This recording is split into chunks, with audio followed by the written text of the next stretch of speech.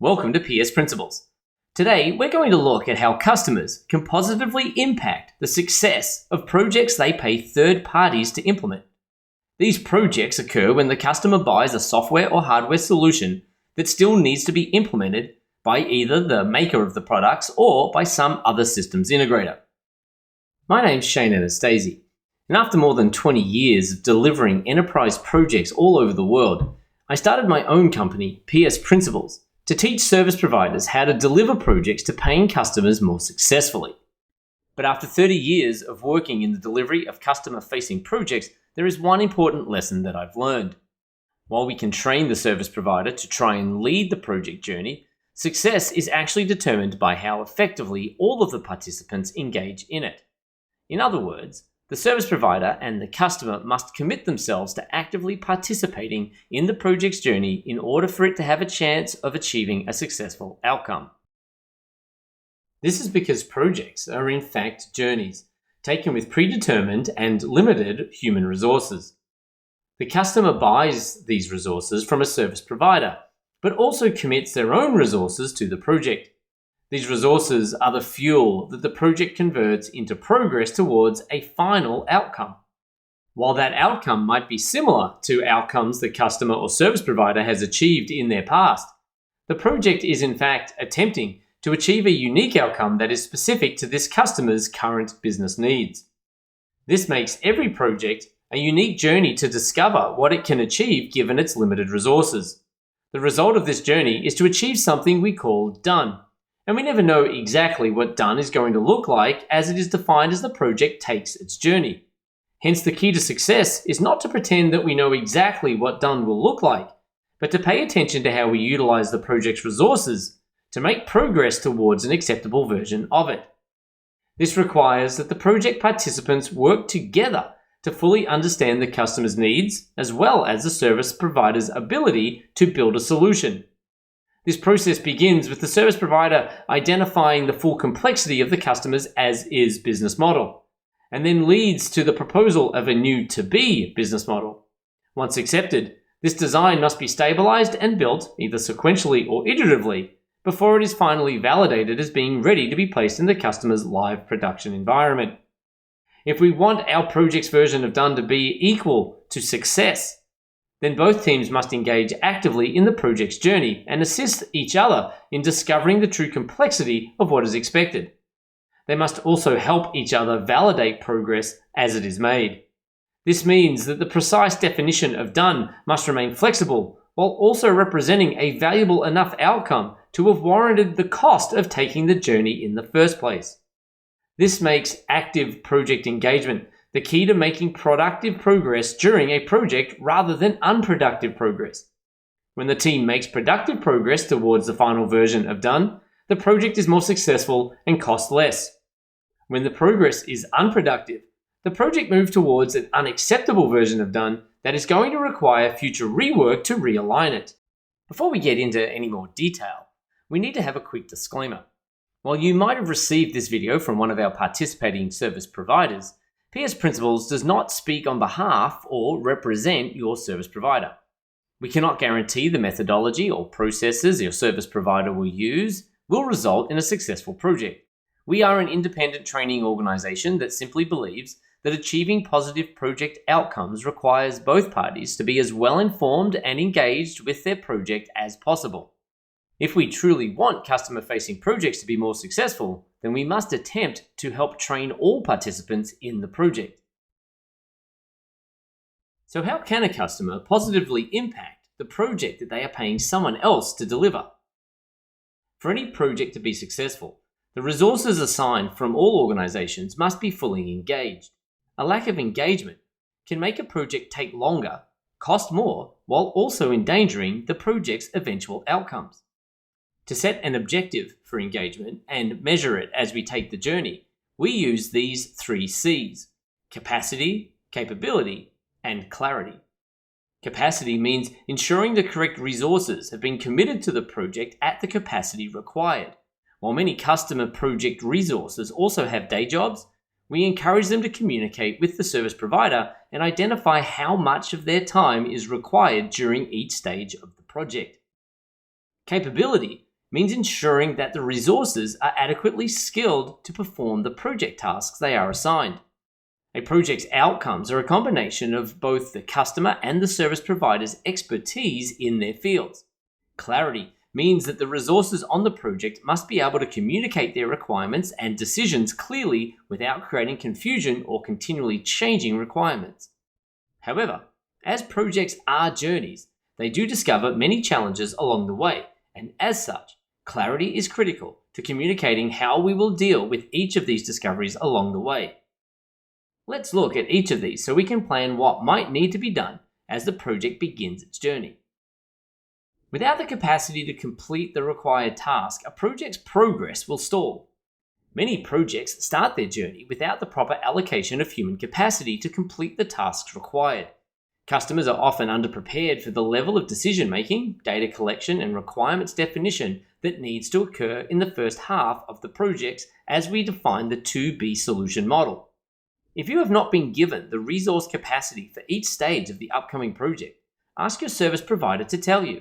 All organizations trained by Pierce principles should be ready to answer this question. If your assigned resources also have their day-to-day jobs to complete, be aware of the potential for them to begin to feel the impact of burnout. This occurs when the workload on the individual remains high for a prolonged period of time.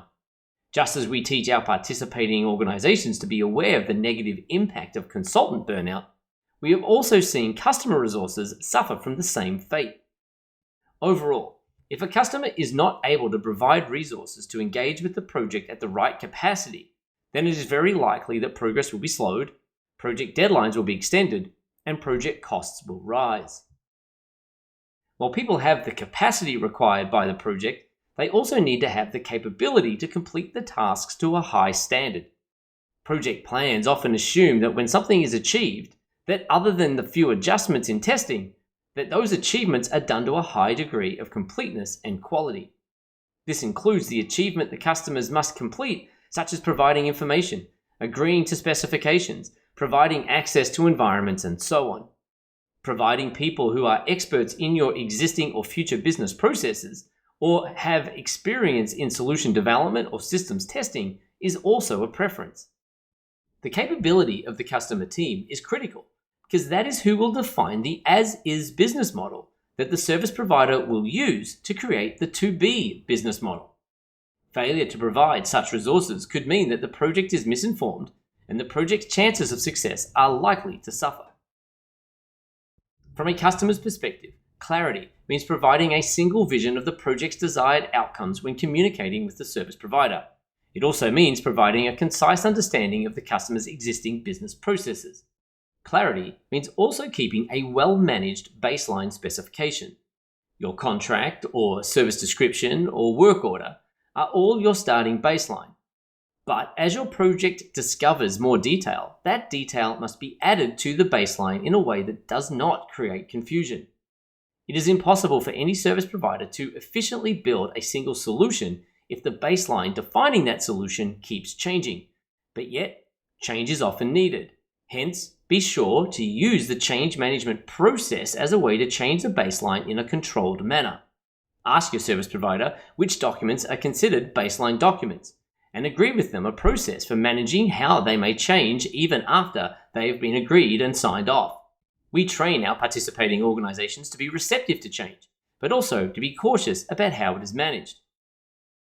A lack of clarity about a project's baseline has a high probability of creating project rework, which delays timelines and increases the project's cost. Let's finish off with 3 very specific circumstances that we find have the greatest potential to derail a customer-facing implementation project. The first is something we call the new product paradox. This paradox is a bit of a conundrum in that all implementations require the customer to sign off on a solution design that was built using a series of product capabilities that the customer is yet to completely understand or experience. The paradox identifies that until the customer has experienced the product, they are unable to identify whether or not the solution that is being recommended will actually work for them. It is this paradox that often results in an implementation project needing a Phase 2 project to correct the flaws that were not identified in the Phase 1 project. There is no fix for this situation, as the service provider is also dealing with the same paradoxical lack of knowledge of the customer's business. There is no way for the service provider to be sure if their recommendation is exactly what you need unless they've actually worked within your business. Hence, our recommendation is to acknowledge the paradox and attempt to learn the product as fast as you can. That means taking the product vendor's training as early as possible, preferably before you begin the design process. Pay attention to demonstrations, and when possible, listen to their recommendations while also not selling yourself short on what it is that you need to be successful. The confusion created by this paradox leads us to the second circumstance, which is that customers often feel as though they aren't 100% sure that the solution design proposed by the service provider is exactly what they want. However, not signing off the solution design on time has a very serious consequence for how a project's budget gets used to create the project outcomes.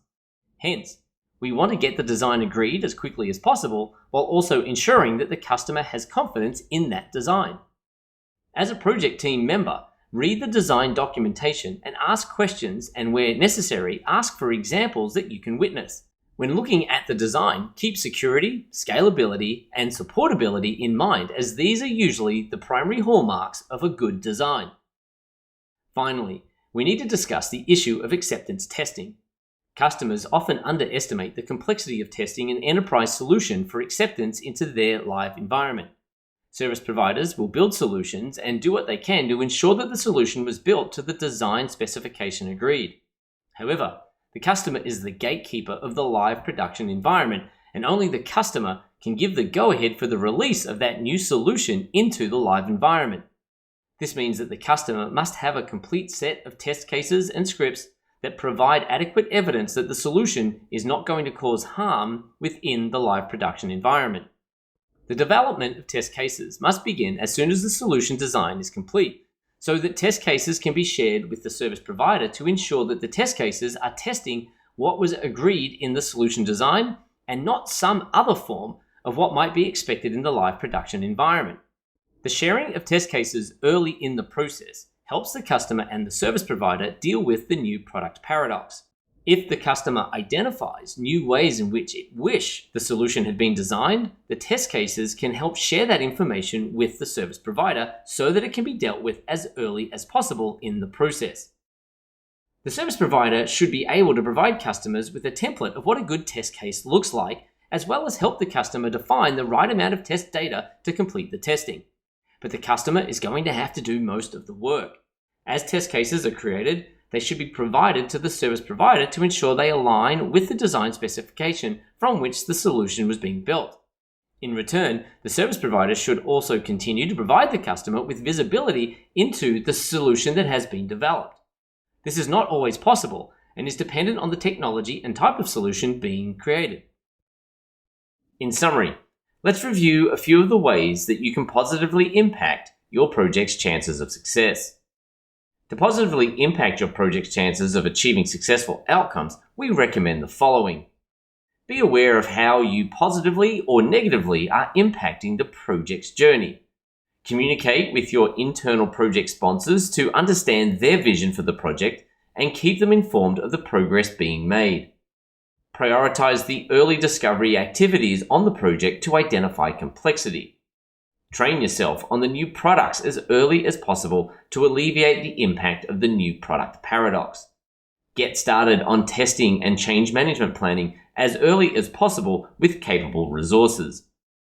Expect change and understand the consequences of what you discover along the journey. So, while we want customers to always demand the most from their service providers, the customer must also ensure that they positively impact the efficiency at which those resources make project progress. Good luck with your project. We hope it is successful. If there is anything we can do to assist in helping you learn more about these techniques, feel free to reach out and ask. Thank you for your time.